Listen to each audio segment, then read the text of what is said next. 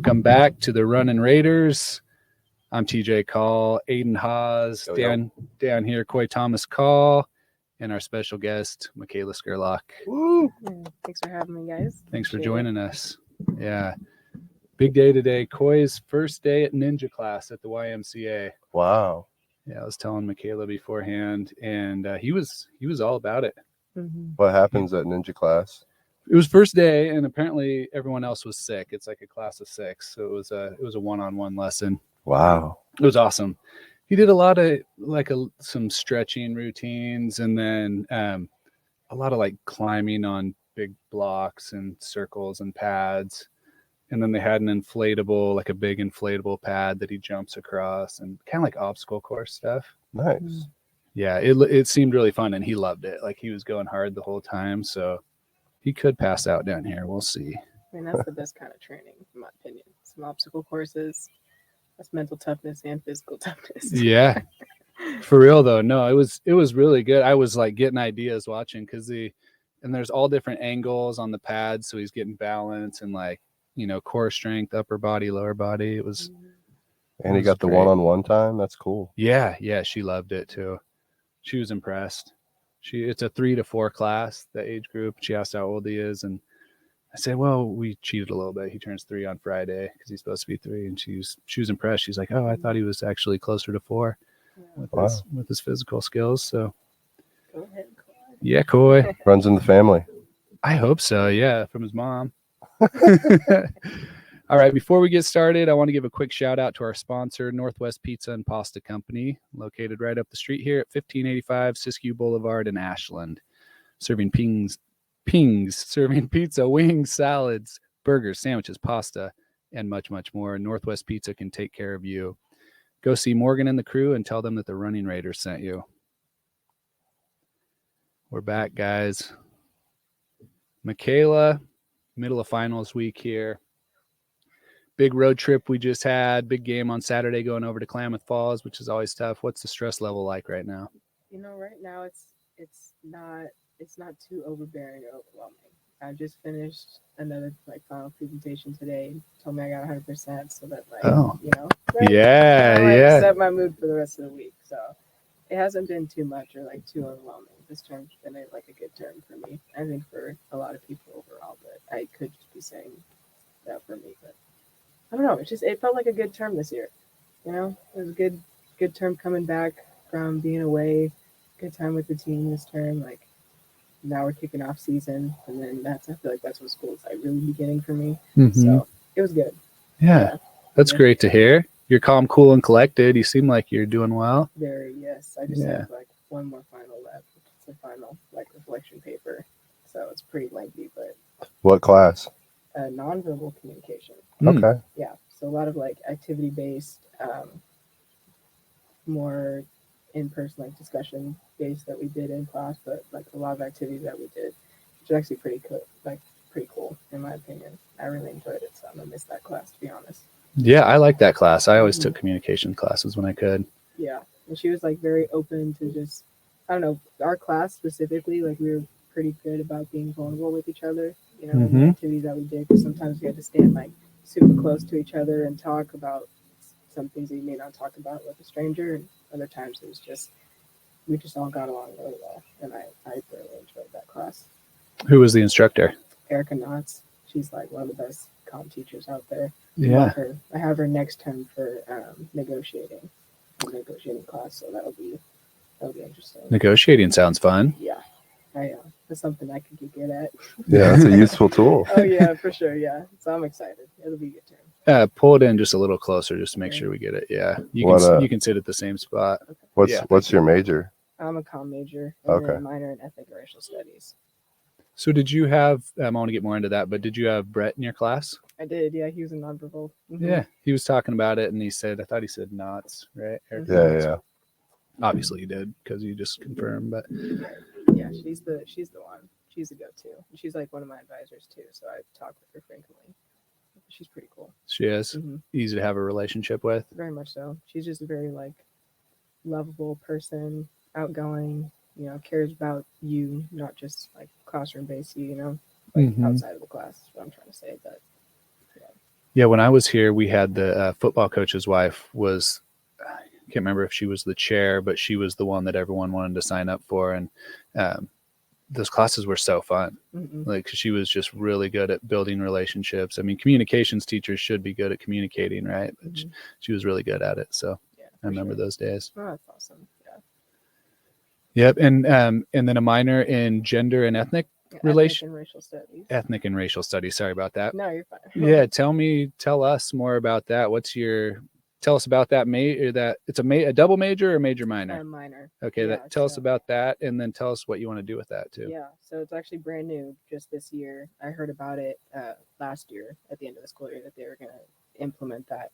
And, it's something that I hold dear to my heart, ethnic and racial studies. I think it's important for everybody to learn about, especially me as a person of color, being aware of, myself and others around me and, the differences that we all face on a daily basis. I think it's just a highly important tool to have in your back pocket, And ethnic studies, actually, my mom in college studied that as well as her minor and then majored in education.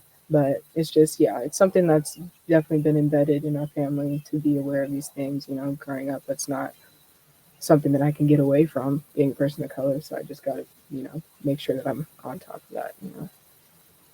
And have you taken classes in the minor yet, or have you taken any of those? Yeah, so this was the first term that I actually took the class for the minor in, which was ethnic and racial studies. And so that's the one that I got 100% on the presentation today, which was great. So like our final presentations, it's kind of like a zine project. I'd never heard of it before, but it's basically like a booklet that you can make about any topic that we went over in ethnic studies. It doesn't have to be specifically a topic that we did do, but it's kind of like based off of that. So for me today, I looked at specifically 7 women in civil rights movement and their impact on society and like what they did behind the scenes, because I feel like a lot of times with civil rights movement, we look at the men that were, the head honchos of it, like Dr. King, Malcolm X, all these great people, not to like twist that or anything, but, you never see like behind the scenes, especially what the women did. And so I just kind of did a little presentation on that and like, the different things that they did and who they were, in relation to. And just kind of like, behind the scene work that people don't really get to see. So. Can you tell us about a couple of them or a few of them? Who were the most influential for you? Yeah, so Ruby Bridges is definitely one. She was the first little Black girl to integrate elementary school at 6 years old. And her first day of school, actually, she and her mother walked into the elementary school and just like already like just dumb stuff happening, like violence towards them, like all of these people surrounding them at this school just so she could, attend this school, but just like violence and, racial slurs being thrown at them, like all sorts of stuff. And that was just like her first day. So moving forward, she couldn't eat lunch by herself. She couldn't go to recess by herself. Like she always had to be courted around by U.S. Marshals. And one thing that like stuck out to me is she never skipped a day of class. Like no matter going through all of that dumb stuff, like she always was there in class as a 6-year-old. So that's bravery, right? Yeah, very courageous. Yeah, and I believe she just turned like 54, 64. Wow, she's still young. Not long ago. Yeah, when you really think about it, it's crazy that they would go through stuff like that. Must have been 64, right? I believe so. Yeah. What would that put it? 64 minus 22 is 42. So 1956. Does that sound right? Around there, yeah. Around there. And was that in Little Rock? Was that in Arkansas, or was that the Jerry Jones incident? I think that might have been Jerry Jones incident. Oh my gosh, I just had the elementary school. You just did it, Alabama? In somewhere around there, somewhere down south, but it's like Johnson Lockett or something elementary school, but I can't remember specifically where. But just how prevalent and just recent that was, even if it wasn't that recent, but it not that long ago that happened. So yeah, there was one, and then actually there's another. I didn't get to mention her in my booklet, but I should have. My Her name's Opal Lee. She's basically like the grandmother of Juneteenth, where they just made that into a holiday, like federal holiday, excuse me. And she is on my mom's side, she's like a cousin after cousin after cousin, like one of my mom's like second cousins, I believe. But just like having that connection is really important and cool to me. Very cool, yeah. Yeah, and so she, I think just this past week, she did the coin toss at the TCU football game, which I thought was pretty cool too, because here she is, like this 89-year-old woman, still going strong, still advocating, So I think that was really cool to see. Yeah. I think, and we kind of touched on this, but it's so easy to think of it as a distant memory, but I mean, we're all still around, right? They're all still around, and wasn't that long ago. Yeah, for sure. Is it? Do you think we're making progress? I do. There are days where I think we're making good progress, and then there are some days where I think we haven't made any progress. But I think here in this town, especially of Ashland, I really like it here. I think that we're a very open area to everybody's ideas and cultural and different backgrounds and everything. So I really appreciate Ashland itself. I think anywhere outside of Ashland is a little scarier to go to for me personally, but I mean, there's just going to be ups and downs, different days where we experience different things, but I think for the most part, we're moving in a good direction. Yeah. When you say scary to go to, is there more you can share about that? Yeah, like I don't know, I'm not a big fan of anywhere outside of here just because of certain things that I've heard of. But I always make sure that if I do end up going out there, like to Medford, like go to Target or something, that I make sure somebody's with me just in case, because I never know what's going to happen in a place where I don't feel safe, I feel like I always have a target on my back anywhere I go just because of the color of my skin. So making sure that I'm aware of my surroundings, no matter where I go, even if it is here in Ashland, even if I do feel safer here, like I always make sure that I keep my head on a swivel just because of, certain things happening. I don't know if you guys heard, I think it was last year or 2 years ago, there was a kid in one of the 7-Eleven parking lot or something where he got killed because he was playing because the music too loud and somebody didn't like that. I do remember that. Yeah, just kind of weird stuff like that. I don't want to. I'm not saying he put himself in a situation like that. Like that shouldn't have happened. Period. Point blank. But I just because of that happening, that makes me you have to be aware of it. Be more aware of my surroundings. Yeah. Understatement of the year, but that's very disappointing, right? Talking about him, I mean, that's tragic talking about him, but disappointing for you that you have to think about that just going to Medford, right? Yeah. Right down the street. And you grew up in Eugene, is that right? I did, Eugene, Oregon. Yeah. And graduated from Sheldon, correct? Were you born and raised in Eugene? I was, yeah. I've always been in Eugene. That was the place to be. How about your parents? Yeah, so my dad was born in Denver, Colorado. He moved around a lot when he was younger. He lived in Alaska for a while. He was just around, and then finally came to Eugene with my grandma and his sister. And then my mom was born and raised in Eugene as well. Her parents migrated from, during the Black Migration, came from, I believe, Arkansas to Eugene while it was still segregated. So they moved here when Eugene was still a segregated area. But yeah, so funny story, my parents were, they lived across the street from each other growing up from middle school to high school. And basically they became, I wouldn't say high school sweethearts because they didn't date in high school. They didn't know that they were going to be together until after that. But yeah, it was just an ongoing friendship that they had. They were best friends growing up.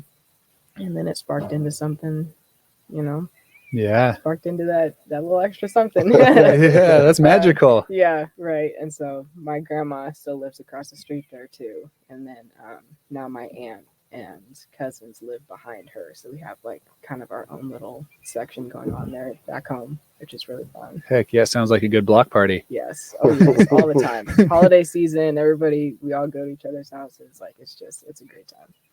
And how do you, staying on this topic, how has it felt for you in Eugene? Have you experienced, racism in Eugene? Yeah, so in Eugene, it was kind of weird growing up as like one of the only Black people in Eugene, just because I, like in a classroom setting, learning about like my people's history and stuff, I felt like always like the black sheep, like the odd one out, because everybody would like turn and look at me like during these movies that we would watch and stuff, and it's just like I understand that happened to my people, but like I'm still here like learning with you guys. Like you don't need to put me as like an outcast, even if Right. you're trying not to, So it's kind of weird. I definitely dealt with a lot of BS in Eugene, especially my mom did too. Like just our whole family really did, but we were able to persevere through some things, and just try and stay positive through it all, because there's certain ways that people think that unfortunately we can't change, which I'm not like trying to change everybody's perspective on certain things, but if there's a way that I can help influence that, then I'm just going to go with that route, Yeah. Well, we're glad you're here. No, thank you. No, me too. I did want to ask one more question, kind of relating to that. You were talking about, in class, if you're talking about, Black history or, civil rights or whatever, you get eyes on you. Your race and ethnic studies. I'm already messing up. It's same thing. Racial and ethnic. Racial and ethnic. Is the professor a person of color or not? She's a Native American woman. Yes. Okay. So she gets it. Yeah. It's not. That's actually funny you mentioned that. I've never until. No, it wasn't even high school. I had one teacher of color, but she was a substitute, like through my entire life.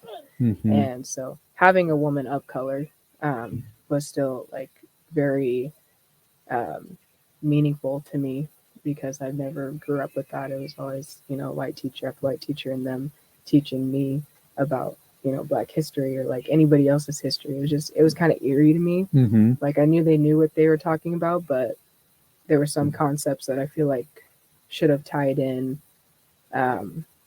where they could, or like it was kind of hard because they couldn't relate to it. Right. And so when we would do like reflection stuff, or like, basically trying to piece it all together, they wouldn't really understand, that deeper meaning of learning this kind of stuff, So Right. it's kind of hard growing up, but I definitely was very appreciative of the Brooke Colley. That's who it is. Brooke Colley, cool. Yeah, she's part of like the Native American Student Union that oversees like all of the ethnic and racial studies. Okay. Minor basically now. So she was great. Like we had a lot of great talks during class. It was more of like a discussion based course. Mm-hmm. So it was a great course to take. I highly recommend it if they do it again. Yeah.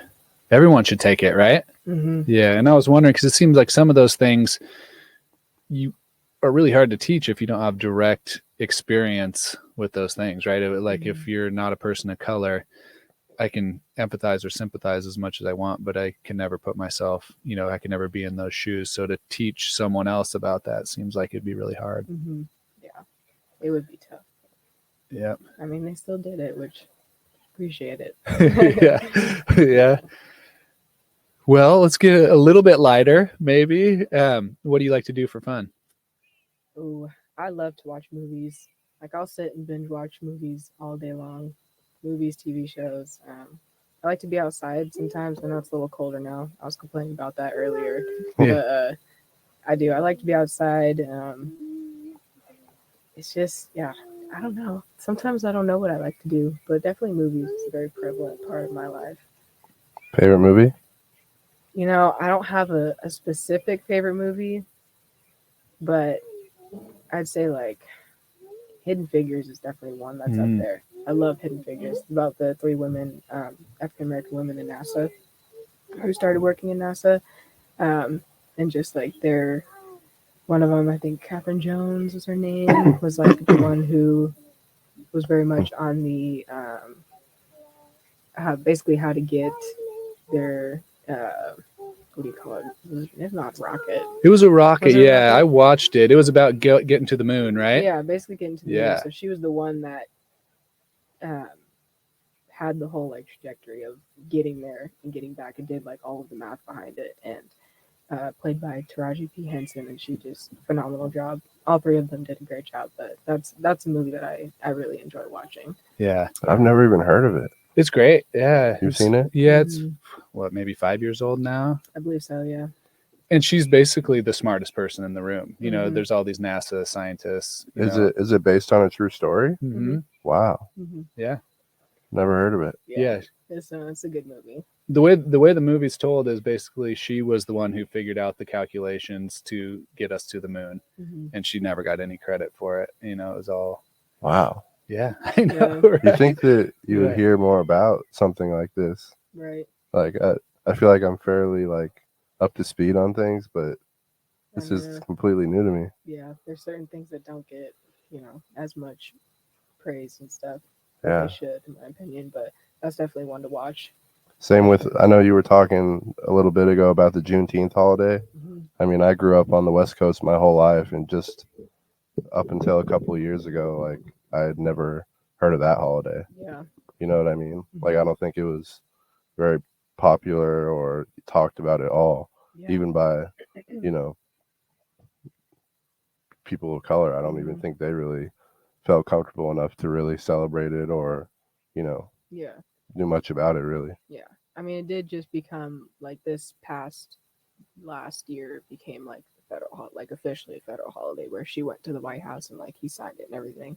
Right. So that was pretty cool. But yeah, no, there haven't been, like, especially growing up in Eugene, there weren't very many like Juneteenth celebrations or anything like that that I can recall. But they just started like adding them on, in the last couple of years, which is great. Like, I love it. That's when how I mentioned earlier, how I think we're taking steps in the right direction. So Well, I mean, I went to high school and college in Eugene, so like, and I feel like personally, it's like a pretty like welcoming and open city for the most part. I know you said you've had some unfortunate experiences, but like, again, I'm just saying I'm shocked because I feel like I would have heard about it or seen some smaller celebration of it yeah, during I know all what my you're time saying. there. You know what I mean? Yeah, I got you. But Yeah, it was hard to know about. I've tried to educate myself the best I can. In the last few years, I worked in the multicultural department in Tacoma when I was at Tacoma Community College, and just tried to learn more about the history of the United States. And like you're saying about her, and I believe I was looking up on here because I had a post about it a while ago. I believe it was Dr. Shirley Jackson. Was that her name? For The astronaut, NASA, or was was she a different one? Yes, Taraji's part. Yes. Yeah. Yeah. Was that her name? And then just a couple other ones. York. Have you heard of York from the Lewis and Clark expedition? So basically, I read on this. We hear about Lewis and Clark paving the way out to the West Coast, basically. So they had a 14-year-old kid, basically, that did all the hard work out front, like went and did relations with the natives, like cut down trails, like fought off animals, and it was a 14-year-old black kid named York. wow. Yeah, and like that's a picture of him. I don't think it's a photo. I think it's a painting. Yeah. But there's just so many things. The first guy to the North Pole was a black man. He led the expedition, and there's just so many things in history that would never get credited to a black person. Swept under the rug. A lot of medicine created in Africa. There's a lot of, well, when it comes down to it, we're all from Africa, right? The leading explanation for humans is that we all came from Africa. So there's that too, right? Like that's got to be something. Oh, I didn't know that. No. Yeah. Okay, I'll have to do some more research on that too. Yeah, there's so much interesting stuff out there. Yeah. The assassination of Fred Hampton. About Fred Hampton? Yeah, he was incredible leader. Incredible leader. He was leader of the Panthers for a short while, and got killed by the FBI. So a lot of stuff out there. Yeah. This Yes. was the lighter, happier topic we switched to. I know, right? We were talking about movies, and then we got back. Yeah. But I mean, I feel like it's good to talk about it, you know? Absolutely, yeah. Oh, yeah. No, I appreciate you guys opening space for that. So. Yeah, I mean, like I said, I mean, I feel like for me personally, I've been fairly ignorant to it just because, like, most of my life I've just spent in predominantly like white areas where I don't know if it was just something that a lot of people were uncomfortable to talk about, or if it was just underappreciated, under spoken about, but it just wasn't ever discussed. You know what I mean? Yeah. I mean, it is a hard topic to talk about. Even I get, emotional here and there talking about it. But I think the biggest thing that people need to remember is not necessarily like learning the history, but like surrounding yourself with people who don't look like you. I think that's one of the biggest ways that we can learn from each other is just expand your horizon or your group of people, who you normally hang out with. Like it's just that's like one of the best ways to really get to know each other and each other's stories and what we've been through and stuff. So that's just one thing that I always tell people is get to know somebody who doesn't look like you, So if that's any advice. No, that's Yeah, great. noted. I think we had Tez or somebody on before, and we were talking about how important diversity is just in like every aspect of life. You know what I mean? Whether it's your family, your business, like anything, it helps get a better understanding of life and what you're trying to achieve. You know. Mm-hmm. I agree. It seems like your program, which we've talked about with some of your teammates that have been on here, it seems like a really good collection of personalities, backgrounds, religions. I know there's multiple religions, I think, within your program. Can you speak on that a little bit? How's that group? Yeah, no, it's awesome. It's definitely something that I have never been a part of. I think we have a pretty diverse group of women on our team, and we all talk about like different stories, that are different situations that we've been through. And when you really get down to it, a lot of it is the same, situations that we've been in with ignorant people, out in the world or, just stuff like that. But I've never been a part of a team so diverse in my entire life. Like I think my freshman year, there were 2 black girls on the team, and then as I just got over it, just like slimmed down to where I was the only one on the team. And I'm not to say my teammates were great at the time, but it just wasn't the same as it is now, where I can't talk about. I feel like now I can talk about certain things, that have happened, and they get it. And so it's really nice to have like a team like that with different perspectives and different cultural backgrounds. And I think Coach CK is pretty big on that too. I have chats with her almost weekly, and I think just her being there for me, just listening, and giving good advice or good feedback. I just think we have a good system going on, and it translates off of the court. And so I really appreciate that from each and every one of my teammates. So yeah, I love it. I love our group. Yeah. That's great to hear. Yeah. And this is year number 2 for you here, or year number 3? Year 3 school, and then year 2 technically for basketball. Okay. Mm-hmm. And tell me a little bit about how you got here from Sheldon. What was the recruiting like, or how did you decide on Southern Oregon? Yeah. All that stuff. So my senior year, or a little bit, I believe it was like actually going into my senior year summer. So me and Cammie played together in high school, and I knew that she was going or had gone to Southern Oregon. And I was keeping tabs on him just because she was one of my best friends growing up. So I think I got a text from her like that year going into my senior year of like, hey, we have like one of my assistant coaches wanting to reach out, see, what's up with you and like where you're planning on going and stuff. And I was like, okay, yeah, I don't mind chatting. And then it just kind of grew from there. I came to Prospect Day, which was fun. It was me and a bunch of other recruits that came, and we kind of worked out and went to a football game.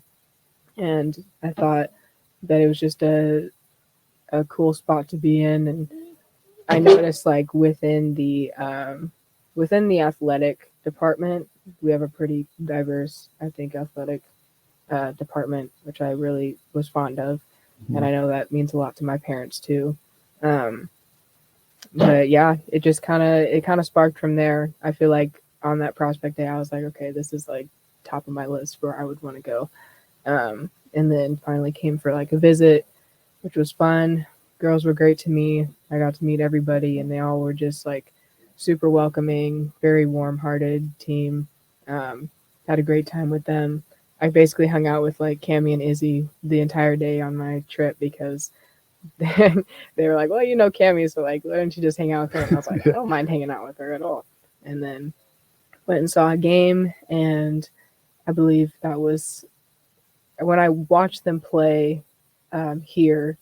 That's where I got like a more of a concept of like, okay, this is what they're about. This is how they play, and this is like what I want to do.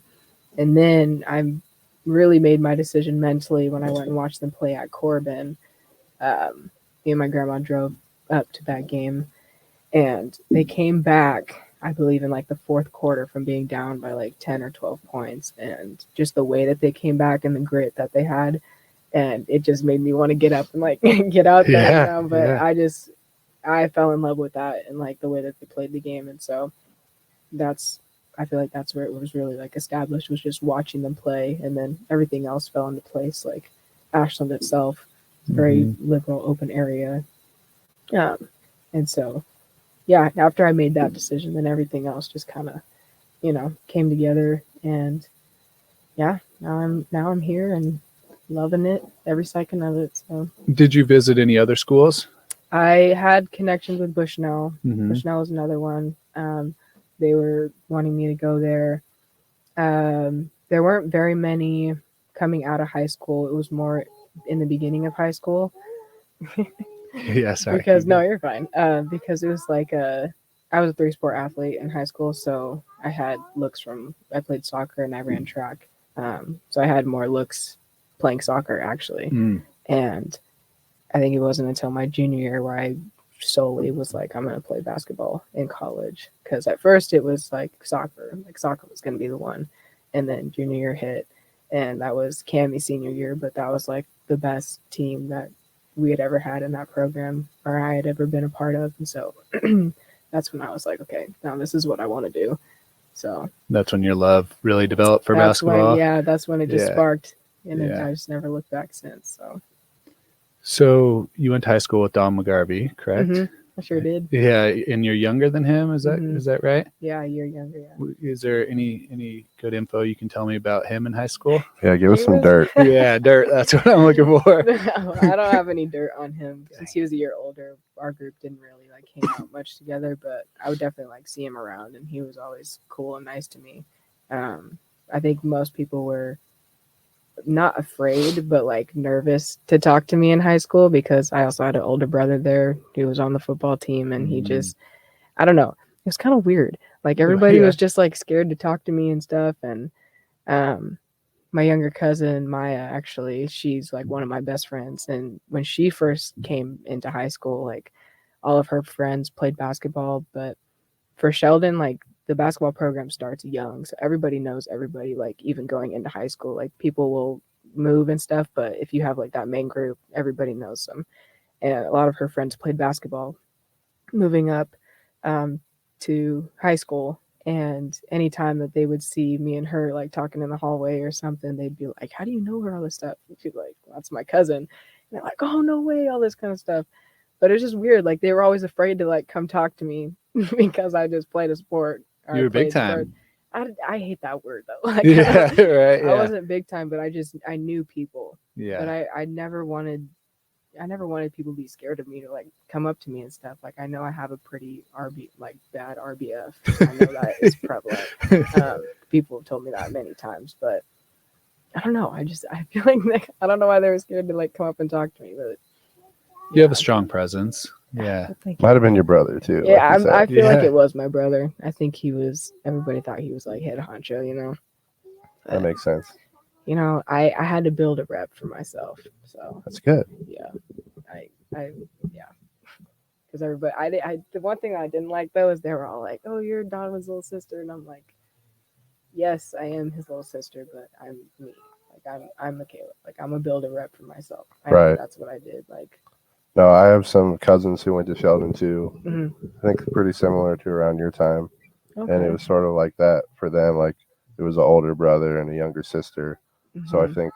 think my younger sister Taylor, or my cousin's name's Nick Nestel, and his younger sister Taylor Nestel, they sort Mhm. of felt that same thing. Yeah.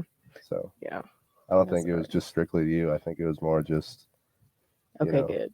a family thing that trickles down. You Yeah. just happen to catch the end of it. Mhm. But That's all right. Yeah, I took it for what it was. So what about just the women's basketball scene in Eugene specifically? Like, do you think it's underlooked and undervalued, under recruited? I do. In Eugene specifically, yeah. I think Oregon as a whole, it's gotten better. Like the Portland schools, they're definitely getting a lot more looks. But I don't know. There just haven't been. Unfortunately, there haven't been very like prevalent players coming from Eugene. So I feel like when people see that or hear about that, then they're like, then they just don't come here.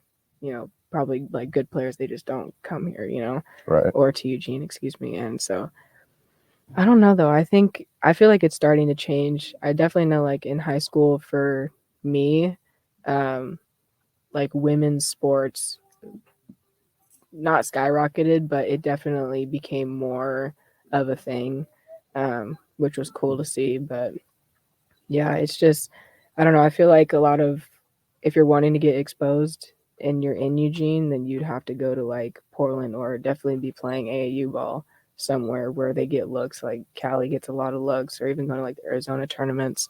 But it was never like in Eugene specifically. Right. So Just so you played a lot of AAU too. I did my let's see, yeah, going into sophomore year and then going into my junior year would be all summer, like AAU stuff, or it would be like through Sheldon. Like Sheldon did a lot of summer tournaments and like team camps and stuff. So it would be basically ending ball in March or late February, and then June, a whole month of June would be Sheldon basketball, and then July would be a little bit of AAU, and then August is when I would start soccer again. So it was just So it was year round. it You're was busy, year-round, yeah. Because then you did track too, right?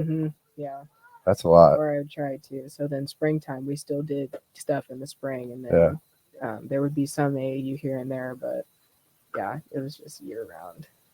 I think it sort of speaks to your like determination and your passion for it, because I think a lot of people doing that year round for your whole high school career, you could get burnt out. You know what I mean? And just to see you still going at it now, you're a sophomore, right? So you have 2 more years. You're gonna use those 2 years. It's just impressive just to see it, you know. Yeah, thank you. It wasn't easy. I had a time where I did burn out, and I think that's when COVID like really hit, because we were at the state tournament and we were the last game of the tournament because the rest of it got canceled. And so after playing that game, I was like, okay, this is like end of high school, all that stuff. But I didn't know what was going to happen moving forward because of COVID. And so I took a lot of time off during that. Like normally that was the time where people were like, okay, this is the time, like, you know, we're going to get going, we're going to get better, get moving. But that was the time that I really was just like, okay, I'm going to like stop for a while. Just everything. I stopped working out for a minute. Like I stopped everything because that was the only time ever in like 5-6 years that I ever got like a break mentally and physically. So I really took that time off. I think it benefited me in a way, but it also like didn't at the same time because I got a little bit out of shape. And then not a little bit, I got a lot out of shape. I'll be honest. I got a lot out of shape. Easy to do at that Yeah. time. Oh, very easy. And so and then everything transitioning to, you know, being indoors and like shut down and stuff. So I didn't have access to like certain places, even if I wanted to go. But yeah, I think that's the part that didn't benefit me, but the benefiting part was me being home like with my family, not having to worry about traveling anymore or, you know, what the next day is going to look like. I feel like during that time I was just like day by day being present, you know. We haven't really talked about this on the podcast, but it sounds like you're a good person to ask just because you seem super open and willing to talk about, you know, mental health and what you see around you. Mhm. What was your experience like? Because I think your senior year was during COVID hit. Mhm. Is that right? Senior Yeah, year? yeah, like end of senior year. Yeah. End of senior year. So, what was your just experience for that? I mean, that's a crazy pandemic, like worldwide thing that happened, and just like you're experiencing other kids and how it affected them mentally, physically. Yeah, it was weird. It definitely was like an eerie feeling because I think it was early February before anything had like really gone down. There was word going around like, oh, COVID's happening, but it was still not very prevalent in the US, or like it hadn't overtaken the US. And, um, just like word getting around like, oh, we're probably not going to get it, all that kind of stuff. And then once everything shut down, it was like, oh my gosh, like this is actually happening. So then transitioning that into, us basically like we had a week of school and then we were leaving for spring break and they're like, oh, we're going to give you guys 2 weeks because of COVID. And then 2 weeks turned into 3 4 weeks, and then it turned into them just like canceling the rest of the spring term, which, to be honest, because before spring term, like I had all my credits and stuff, so technically I graduated during the winter term, so I was okay with that. Like I didn't mind Right. not having to just do Yeah. extra classes or like go to class because of playing sports. Like you have to have a certain amount of credits to play. Right. So I was okay with that. But yeah, it was just like it was so weird because all the things that you're used to doing, you can't do at all. Like parents, they couldn't go to work. My mom's a high school teacher, like she couldn't go to work. Um, and my dad, like I think he was still able to like keep his job. He's like general manager for Service Master Clean, which is like his stepdad's, like he was running that business, so now he's like overtaking it. But it just, everything got hit hard.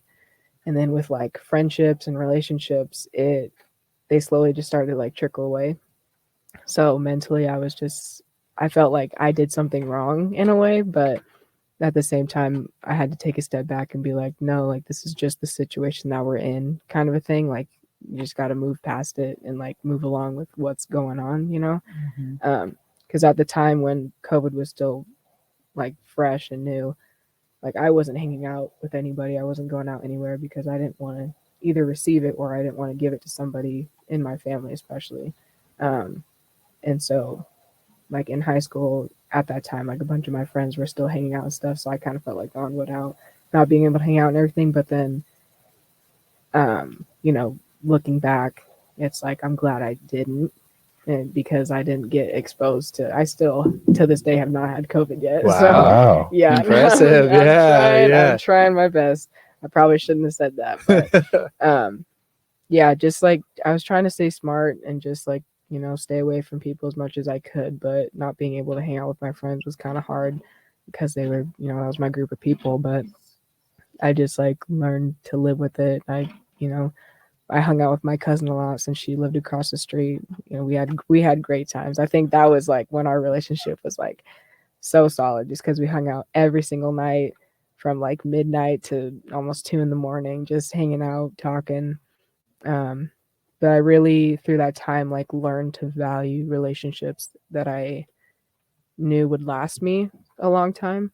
I feel like in high school, there are some relationships that you feel like they would last you. And then as soon as high school like gets out or some event happens, it just kind of like blows over. And then you're like, well, now what the heck?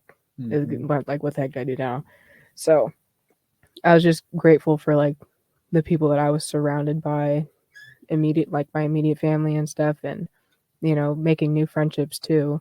I had like gotten my first job uh, more towards the end of not towards the end of COVID, but like coming into freshman college or freshman year of college. Like before that, I had got my first job at Crumble Cookies in Eugene when they first opened, and oh my gosh, that Free was cookies? just, oh yes, free That's cookies. dangerous.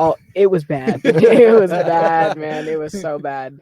Like before coming here, I knew I had to get back into shape because that also took me out of it. Like working there, any cookie that was messed up or like it wasn't perfect, we had to take it to the back. So literally, there's just a stack of cookies by the end of your shift, and people were just grabbing and taking them. Like they could do whatever with them. Like if they went to the back, like nobody's gonna see those ever again. So Wow. yeah, it was Yeah. But mentally, it did set me back a little bit. It wasn't I don't know, it wasn't like too mentally draining because in a way I feel like I'm an introvert but also an extrovert. So staying home, or I'm more of a homebody definitely, but like being at home, being with my family, like I don't mind that at all. I'll take that over any night out or inside with friends. Like I don't mind it. So it was like a good time to have with my family during that, like a hardship, because I know not everybody could be with their families since they had received COVID and all that stuff. So I was just like very blessed and thankful for the people that I had with me, and I think that helped me mentally a lot, just being with them. So That was a great question. Yeah, it was. that was a great answer. Good Yeah, insight. great answer too. I wanted to circle back really quick to basketball. I know you played for Coach Brancato, right? Mm-hmm. And now obviously playing for CK. We had sort of asked Cammie and I think Yasmin as well. But what's been your experience just going from having a male coach and Coach Brancato to CK? Have you had predominantly male coaches your whole life? Or balanced? Like, what's that been like? What's the big differences? Strengths versus weaknesses? Yeah, so I did grow up with predominantly male coaches. I think in soccer, my sophomore year was the first time we had ever had a female coach. So it was kind of the same like feeling that I had then now with having a female coach, where I was like, this is great. Like they get it. Like they get some of the things that I'm going through, all this kind of stuff, which I'm not saying like the male coaches don't. It's just different, it's all about like that perspective and like background and like what they know and also what you know. And so yeah, no, in high school, like growing up, it was all male coaches and they were cool. Like I don't ever mind that. I think that they can also give a different perspective that we don't see. And I just really appreciated when they did hire CK, because I was a part of like a little like student athlete panel that we did where we interviewed like the coaches that came in, and got to like talk to them a little bit more. And CK was like the first person that we got to ask questions and talk to, and like instantly just with her answers and how easy it flowed, because I knew that she actually cared about what I was asking. I was like, she would be a really good fit here. And then, some of the other coaches, they were great, but they just weren't like, they didn't give off that same spark. And so I'm very appreciative that more women are becoming head coaches, for like, teams. And yeah, it's just cool to have. It's different. It's not different in a bad way, but it's nice. It's like almost a breath of fresh air. It's like what I'm saying, Right. Yeah. She's young too, so Mhm. she's closer to your age group and Mhm. perspective. Yes, very much so. Yeah, she's been great though. No, that's awesome. Just to hear. I think Cammie sort of had a similar experience to you, just having mostly male coaches her whole life, and it's not like she was talking down on male coaches in the sport or whatever. But I think she also appreciates just the, like you said, the perspective and the insight that a female coach might have as opposed to a male coach. Yeah. So that's cool to hear. Yeah, for sure. What are you kind of thinking plan moving forward? So you're going to get your communication degree with the minor in racial and ethnic Studies. What Yeah, was- ethnic racial studies. Yes, it's You'll get it one day. ethnic and racial studies. And then what are you going to do? What's your plan? I would want to coach. Yeah. I definitely Oh, would you like do want to coach. something. Yeah, it could be soccer or basketball. To be honest, I love each of them. But I would want to do that, and then also like so during the summertime, what I do is I'll go back home, and I'm part of like basically the management team at Track Time USA. So all of the events that they put on during the summertime, I go there and help. And I just love being in like the sports world. Like that's something that I don't ever want to leave, whether it is track and field, soccer, basketball, like anything. I love to be in the sports world. So what I would want to do is, I think, mental health coach, not necessarily mental health coaching, but like if I were to coach, young athletes, that would be something very prevalent that I would have in my system, because, I think it's become more prevalent now where athletes are becoming more vulnerable with their mental health, and like what's really going on behind the scenes. Because I think Yaz mentioned this in her podcast too, like athletes are supposed to be like tough, like grit, like no emotion kind of a thing. But that's starting to change now, because there's certain stuff that athletes go through that people don't see, and it's really affecting the way that they play, the way that they, go about life, anything that happens like in school, like it's a very prevalent thing. And so that's something that I would want to help young athletes with. Just like coming to terms with like, this is okay to go through, like you're not going to be alone in this, like we'll go through this together. But I want to be there for them on the court as much as I am off the court, or vice versa. So I think that would be something pretty cool to have or to do. And then definitely with the Tracktown USA thing, like I love doing those events. Like last summer, was it last year? Yeah, with the 2020 Olympics, or it was 2021, but they didn't want to change the logo, so they left it for 2020, which I thought was funny. But that was a really cool experience, being around the stadium, and just I love helping people and volunteering and stuff wherever I can. And that's a job that allows me to do that, where I still get to like be a part of these big events, but I'm still doing what I love most, which is like helping people. And so that was really fun to do. And if I could stay with that, then I'm hoping I can do something with that too. So can you go into a little more detail? Like what actually are you doing with the Tracktown? Yeah, so I was a part of like their we call it like a dream team, but it's like management. Basically, what's the position they gave me? It changed like 2 times, but I basically was like working with the head of event services and working with the venue operations management team. So that's what I was part of. So I technically was like the venue operations coordinator.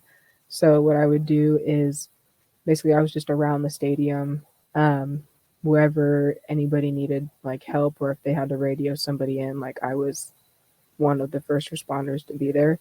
I would check gates to make sure like certain people were having access to, certain spots where they were allowed to go.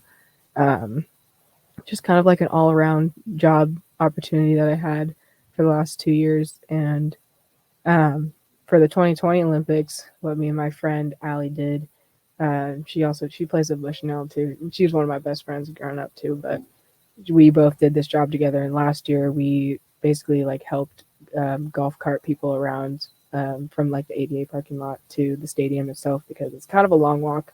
But Hayward Field now is like not a very handicap friendly.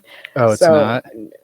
I mean, they have like ramps and such, but there's only 2 entrances for like handicap parking, or handicap, like anybody with a wheelchair, anything who needs easy access. There's like only 2 entries or exits, and it's like up this really long ramp on the side, or it's like the very opposite end of the arena. And so it was just kind of hard, trying to get people around where they need to go, especially like during what they call egress, which is like when everybody's leaving the stadium after the event's over. Like trying to get them out of the stadium was terrible. It was absolutely terrible, and it was hot, but I still loved like helping them and everything, and they were very appreciative of it. And so that was just like, it was a really fun event to do. And then that seems like a big role. Yeah, you're in there in the field, and like thousands of people, and this event's internationally televised. Like that sounds great. Yeah. How'd you get into that? So my friend Allie, there's a woman who she babysat for, and she has, I can't remember what her job title was, but one of her coworkers was like, hey, we need extra help with like these certain areas, or like this team. And so they reached out to both of us, and we said, why not? I would love to. And then it just it grew from there. I ended up building like a relationship with Tracktown USA itself and like the people that work there. And so moving forward, they're like, we'd love to have you for like more events. And so I just took advantage of that and like I'll talk to them like mainly during like the springtime. We'll connect on Zoom and see like what events are going on during the summertime that I can make it to. So yeah, just waiting to hear when the time comes of going back there. But that's mainly how it started. Yeah. Were you allowed to watch any of the events happen or anything? Oh yeah. Yeah. A lot of it, like it seems like a busy title, but a lot of the time there was downtime. And so it was nice to be able to like just go in the stadium and just watch, or sometimes I would go down in the tunnel and I'd watch like the athletes get their bibs and like walk in to like their starting lineups, or the warm-up track inside is insane too. But yeah, there was just a lot of access that I had that it's not that I took advantage of, but I definitely explored. Yeah. And it was just amazing to see. Like the whole stadium there, Hayward Field, is like insane. Like people think it's insane just from what they can see, but like down under and like the indoor facility that they have it's incredible. I love it so much. Yeah, I remember the pole vaulter at the end. Did you watch that? He was like having the whole crowd clap for him. I can't even remember where he's from. Was he Dutch or he was a European? Yes. And he broke the world record and the crowd was going crazy. That just seemed like it had to be so fun to be there in person. Like it was awesome on TV, but it had to be so fun in person. Yeah. Were there any, like, do you have any specific things that you saw that were really fun to see or impressive or anything? When Allison Felix ran, that was pretty fun to see because she's only somebody that I've seen ever on TV, and then like seeing her in person, I was like, oh my gosh, like she's really like here running, and I thought that was pretty cool. Who else was it? And she's had a baby and come back, right? Like she's done so much. She has done she's awesome. A lot. And then we saw her at breakfast one morning. This was during like the World Championships. And we saw her one morning at breakfast. And my mom is like a huge fan of hers too. And so we waited until she was done eating with her family and stuff. My mom was like, okay, I need to go take a picture. But yeah, no, definitely seeing her out there and just like so many different athletes that were there, like big, small, like big buff guys like with the javelin and like shot put and stuff, and also like smaller guys that would still throw. And it was just like everything was just different, but it was so cool to see all of these people and meeting, the families of athletes and stuff too. There were some people that we had to like go pick up from other parking lots because they were, I guess, high up people or just like athlete or like parents of certain athletes. And so when we would pick them up, we would get to talk to them too and like get to know them more on a personal level. And that's one thing that I take to heart most is like building personal relationships with people, not just like that surface level stuff. So like just having those like deep talks with people, like just meeting them and everything, but seeing them like throughout the weekend or the week, that was pretty fun. So like definitely building that relationship. I love the most. Yeah. From doing that job. Yeah. Yeah. Cause you see them like on TV, the athletes, and they're just they seem so big and great. And then you probably realize, oh, they're just normal people and they just have families that are cheering them on and like, nervous and all the different things that everyone goes through. So that's interesting. Yeah. It was really cool. It was cool. Yeah. Do you want to stick around Oregon when you're done? Like you want to, Eugenia? I don't know. Cause Oregon's like all I've known my entire life. So I think it would be cool to venture out and, live somewhere else for a while. I've never been outside of the U.S. before, so I definitely would want to travel, probably for vacation somewhere. I've always wanted to go to Jamaica. Oh, yeah. That's always been a place that I've I been wanted to to Jamaica. go. Yeah? Yeah. Tell me about it. Come on, man. I need more. Whatever you think about it, it's way better. Yeah? Oh, Yeah, really? Way better. It's awesome. I honestly can't say anything bad about it. Like the people are so kind and amazing. Like the water, like everything is just the food. Like it's amazing. Dang. I wish I could go back sometime soon, but yeah, I went when I was like, I think in middle school. I went. So yeah, I mean I just remember most like the water, like the ocean surrounding it. Like it was just see through. Like you could see the bottom, and it was like perfect to like just chilling all day. Like it was amazing. Yeah. Is there music playing all over the place? Like that's just what I imagine. Yeah, they're big on music. Yeah. Like everywhere, like all the little like pop-up shops, like there's blaring music. Every restaurant, it's a vibe. Yeah, that's where I want to be. I want to go there. But yeah, I'm definitely wanting to look into places. Probably I don't know if I want to go too far. But I think it would be good for me to experience other parts of the country just because I've always been here and I've always known here. And so I think the furthest I've been is like San Antonio, Texas, and that's about it. But it was more of like going to see family, not necessarily going for vacation. So yeah, I don't know. Yeah, it's a big country. It's worth getting out and just seeing what it's like. You know, the Midwest and East Coast are so much older, you know, even just like the types of buildings and the way people live, it's a lot different than the West Coast. It was interesting for me when I got a chance to go see all that. Yeah. And the soul food like from the South, I heard is just amazing. And I want to go. What do you think, Coy? Do you like soul food? Coy, what's your favorite type of food? Pasta? Yeah. Yeah. That's an athlete's dream meal right there. Heck yeah. Yeah. Are there any good soul food restaurants around here? Oh, I don't think so. No. Like, I don't know. Maybe there are, and I just haven't seen any or heard of them, but not around here. No. I don't know. I feel like I've heard about one, but I haven't. You had to get the booty call in. Yeah, my mother-in-law and father-in-law make really good greens, so that's what I miss. No one around here makes greens, really.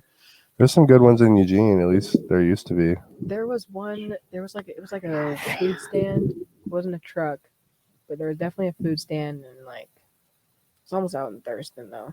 So yeah, I don't go out that way. No, I didn't want to go too far out there, but there was one out there that we would go to, and they had good like pork. They had good like mac and cheese. It was just like more barbecue style, but it was still like kind of that southern. Gave out that soul food feel. Did you ever go to Papa's Soul Food? No. Oh my gosh, you missed out. In Eugene? Yeah, it was in like the Whitaker.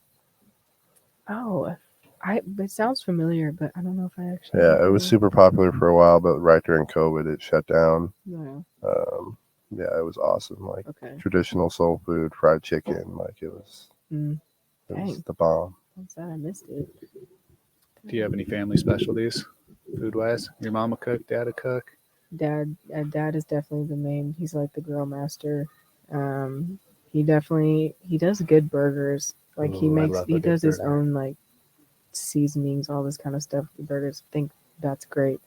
One of my favorites is he does pot roast too, where he's just put that on rice, but he has like a pressure cooker now for it. That's like pretty top notch. I think it's bougie, but it makes it what it is. And, he gets into it. Yeah, right.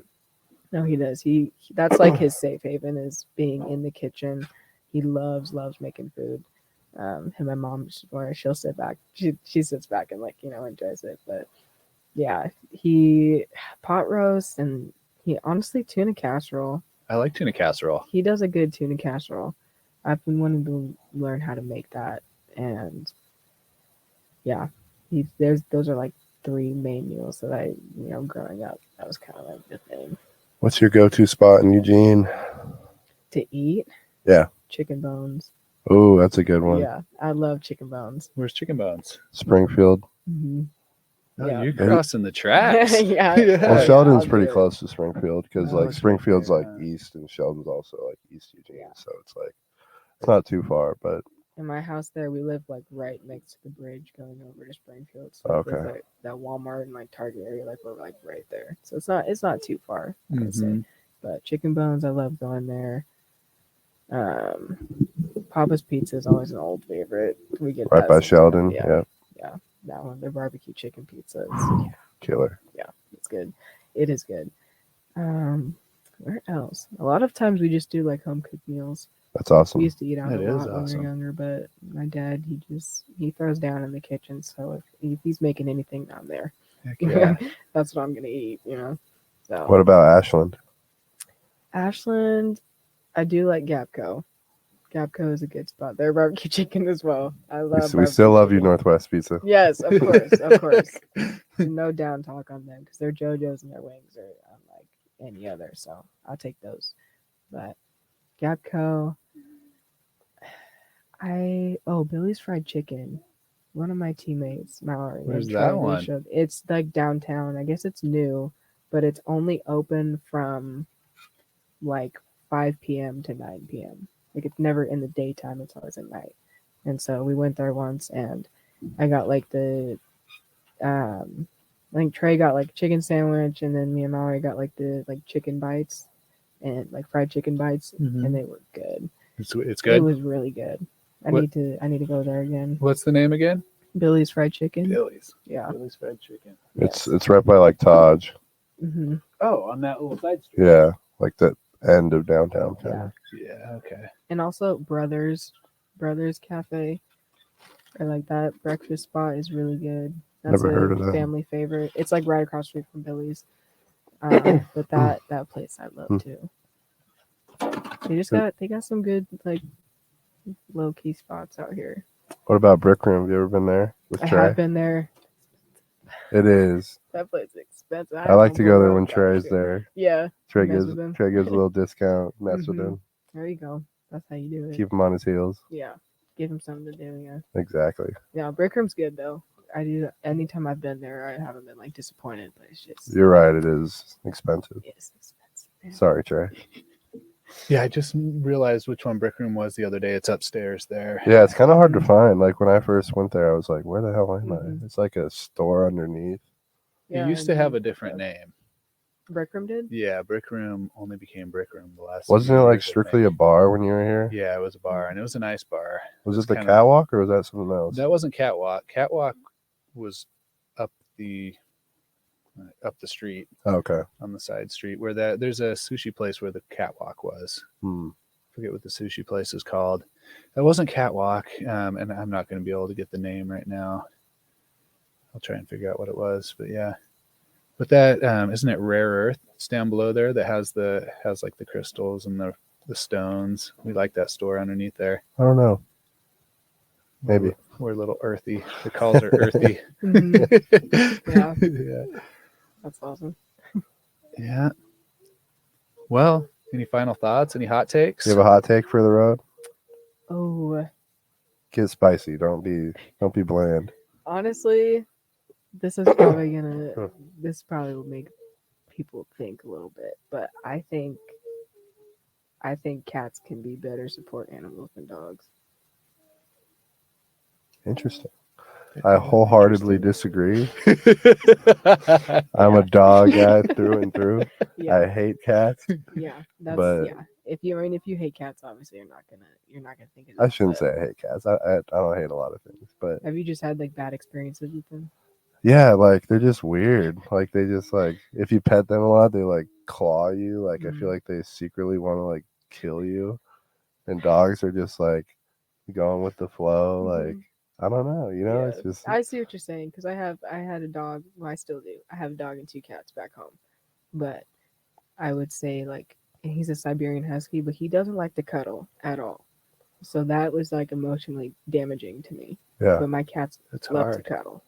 Like we have good cats. Anytime somebody tells me that they don't like cats, I'm like, you need to meet my cats because they were Right. good first pets and first like great cats. No, I mean I've definitely had good experiences with cats, but I've Mhm. also just been like, I just want to pet you. You don't have to scratch me and Mhm. like, Yeah. you know what I mean? Sometimes they just like the petting so much they get like It really almost into like it. yeah, I know they just want to like play and stuff after that, but Yeah, I don't Yeah, know. it's I've just just- always been more of a dog guy. mhm. I feel like dogs are way smarter and like have a lot more like emotion and personality, and cats are kind of just like you don't really have to take care of them that much. Like they're Mhm. kind of just like around, you know. Yeah, how do you know what's smarter though? The one that just does whatever it wants all the time, or the one that I follows just feel you like they around show and more takes commands? personality. You know what I mean? And like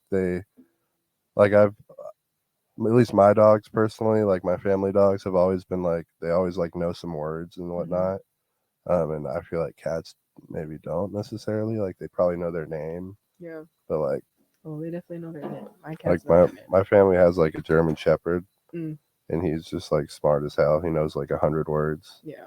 and German like, Really? Shepherd's 100 words? literally, I believe it, but that's a lot.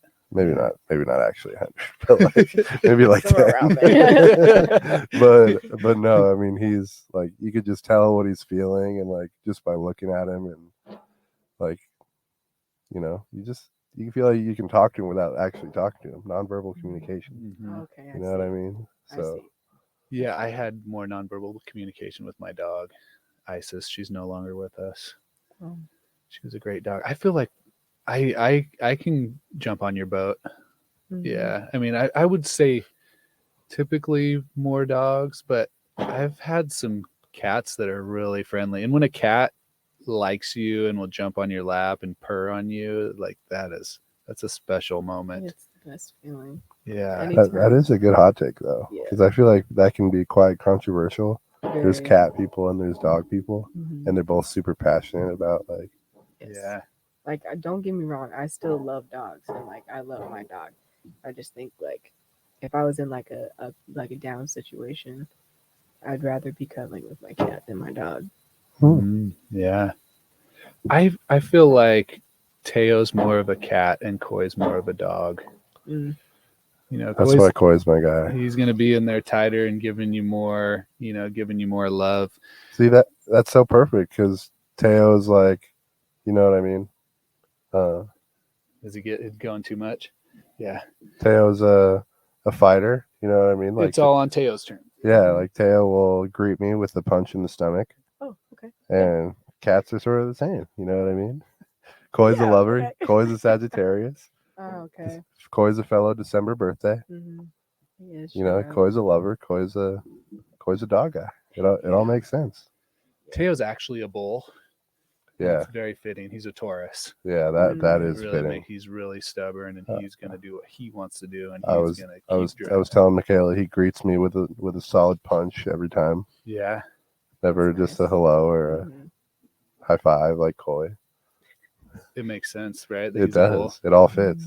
Yeah. I've always thought about people's what are they called? Like I'm a Sagittarius. What's that called? Zodiac. Zodiac. I almost said moon sign, but yeah, zodiac signs are pretty fitting.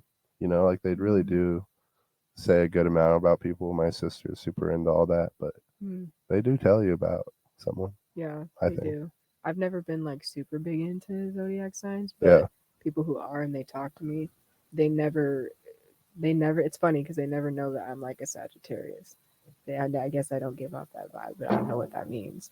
But it's just funny. There was one girl that I worked with a while back, and she was like trying to guess my sign, and I told her I was a Sagittarius, and she was like blown away. And she's Right. like so like very much into the zodiac signs and stuff. And I told that, and she was just shook. I was like, I don't know what this really means, but okay. I feel like you're a full blown Sagittarius. Am I? Like, yeah. Yeah, I'll take it. I mean, I've been told Sagittarius people are like, pretty good people, right? Yeah. I mean, I feel like I'm a good It's person. like that. Is that the fire sign? Is that what it is? There's Sagittarius? there's earth, water, fire, and air, and I don't know if Sag is it Sag a fire sign? I'm sure it is. I'm not super into it, but I just know what I am. I'm a Sagittarius, Mhm. and I feel like it's just superior to Yeah. everything else. There are a lot of things that I've like read about Sagittarius where I'm like, okay, that does sound like me. Right. That's what I mean. And like, my brother was born in April, which makes him Aries. Aries, Mm. and I feel like whenever someone was describing all the qualities of an Aries, that like fits my brother to it. Yeah. Gotcha. But Okay. Yep, I'm definitely a Cancer. Yeah. Yep, which is a water sign. Go with the flow. Mhm. yeah, you are Very emotional. For sure. And like I'm the emotional healer. a good kind of emotional. Yeah. You know? Yeah.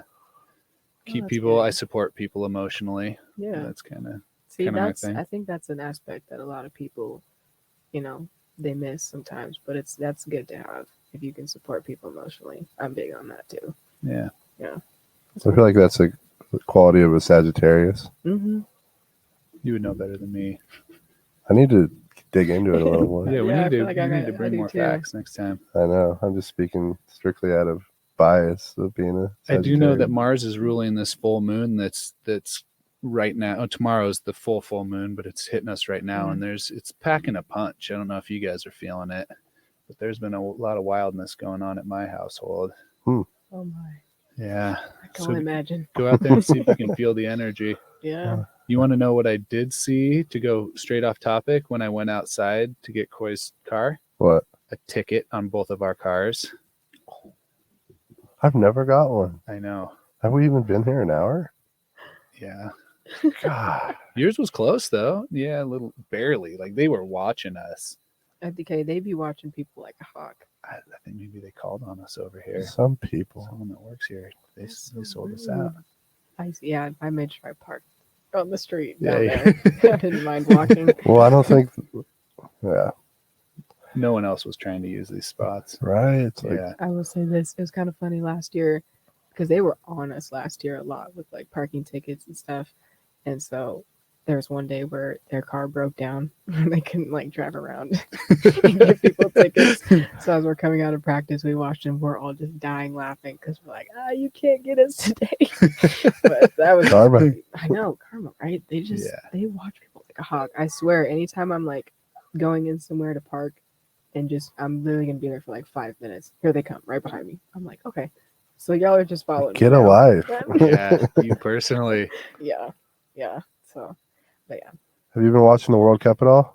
I have not as much as I would want to because the time difference. Yeah, it's crazy. It's like 2 a.m. I'm sorry, but I got to go to bed at that Yeah. point. But one game that I was just like, oh my gosh, I think it was Portugal and Ghana.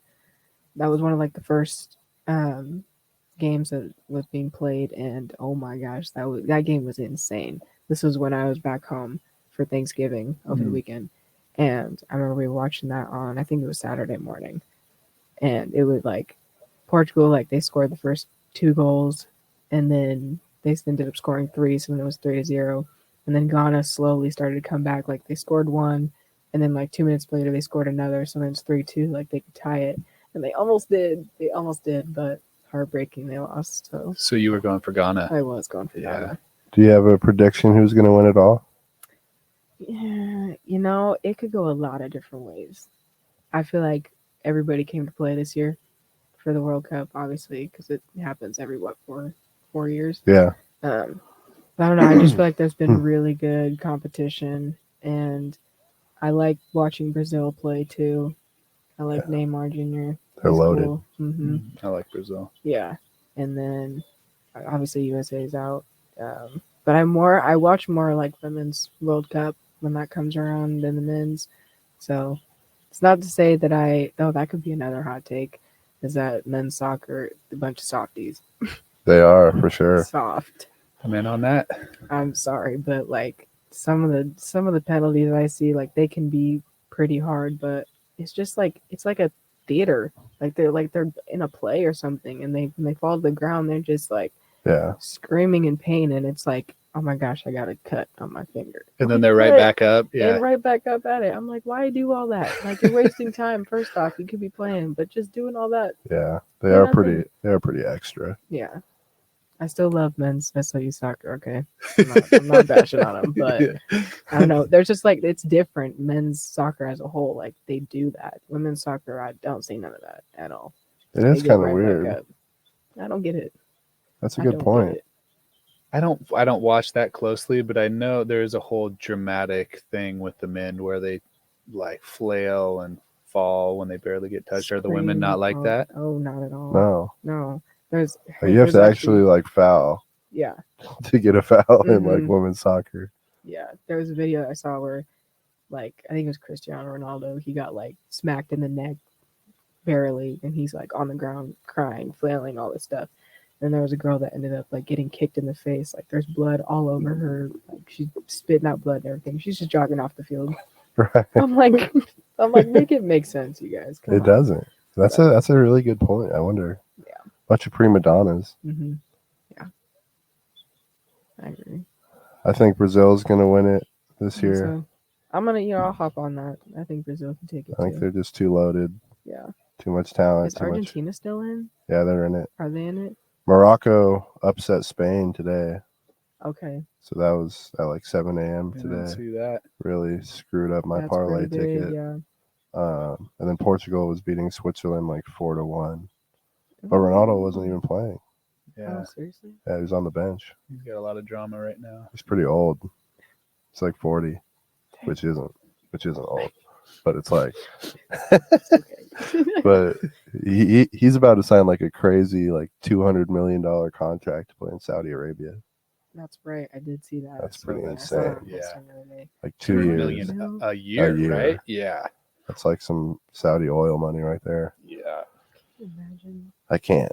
Like I would have like no like inspiration. Like if I had like that much money, like I'm like, what What is now? there to do? Yeah, like I can do whatever I want. Like, Literally. you know, it's like I'd do whatever I want. I would too. Don't get me wrong, but like I don't know. Maybe I'm overthinking it, but No. yeah, that's my hot take. Brazil. Yeah. Write it Okay. down. All right. I like Brazil, so I'm going with that. I guess my hot take is Deb's the GOAT. Deb the bus driver. She's Yes. Yeah, Oh, she she was is. powering through. her and Chip. They got it Mhm. done. Oh my gosh, Chip is so cute. When she came in the hotel, like getting her coffee and stuff, she had him in like a little satchel Yeah. on her hip. I was just like, oh, Deb's just got it going on. Yeah. She's got it going on. But yeah, she was. I remember her last year, and just she will get you to where you need to go. Yeah. Pretty quickly. Right. Yeah, fast. Yeah. Yeah, I liked it. 'Cause I Mhm. couldn't fall asleep until like Winston. It was like 3 before I could fall asleep, and she was just motoring. Yeah, Yeah. I couldn't. I was like on and off falling asleep. She had her window down the whole time, so and I was in the very, very front, so I was just cold as hell the whole time. Yeah. But she got us there. Dang. I'm kind of glad that I took the van because I heard you guys got back at 4:30 in the morning, When When'd did you you guys get get here? back? like 1:45. Whoa. You guys must have not stopped or anything. We stopped one time. Wow. We did. We stopped one time and got some snacks, went to the bathroom, and went on the road, and then we were home. Richard was hauling, but he got Yeah. us there. He got Did us you guys there go and through back. Portland? I don't know if we did. I don't think we did. I don't know. I don't think we We did. like went through Portland. Did you? Yeah. Oh, maybe we took a different route. Maybe we took the same one. I have no idea. You were knocked out the whole time. I kind of was. I was watching a movie What on movie? my left radio. Radio. Oh, okay. Back to favorite movie. Remember the Titans. That's on top of the It's list. Classic. Yeah, it makes me cry like every time. Really? Hmm. Do you have a favorite like movie genre? I Horror definitely movies? I watch a lot of scary movies, but I get scared. Like I have to hype myself up if I'm gonna watch them. But I think I love action. I do love like sports related movies, especially if they're based off like true stories. So like Radio and Remember the Titans, those are like one of my top 2 sports movies. Glory Road too. I think that was a good one. I didn't see that one. I know the story. Oh, What yeah. it's about. That's a Yeah, good it's one. You good. gotta I need watch to that. Oh, watch it's that. really Yeah. good. Yeah. Same with Coach Carter. You ever watch Coach Carter? Mhm. Oh That's a yes. good one, yeah. Classic. Yes. Shout out Samuel L. Jackson. Love that man. Miracle, the hockey one, that was pretty good. Yeah. That That's was a the good old one too. Mighty Ducks. Another Yeah. hockey one. Classic. Classics. Yeah. Yeah. Waterboy. Good solid movies. Pretty funny. Yeah. Yes, that is a good one. We love Adam Sandler. Love that. Any Given Sunday, that was a good one. I like that one. LL Cool J. Shout out LL Cool J. For sure. Yes. There's a lot. That was star-studded. Yeah. Blue chips. Yeah. Blue Chips. Some good ones. Makayla, here's a gift from our sponsor, Northwest Pizza. Thank you. Yeah, take advantage of Appreciate that. Yes. Ooh, Say hi to Morgan. haven't had lunch yet today. So. Yeah, nice. Nice. Get some of those wings. I Oh, like yeah. the wings a lot. No, thank you. Appreciate it. Yeah, thanks for coming on. Of course. Yeah, thank you. It was really fun to talk to you, and thanks for being here. And good luck the rest of the way on your season and your finals. And we'll see you again soon. Thank you. Appreciate you. We're out.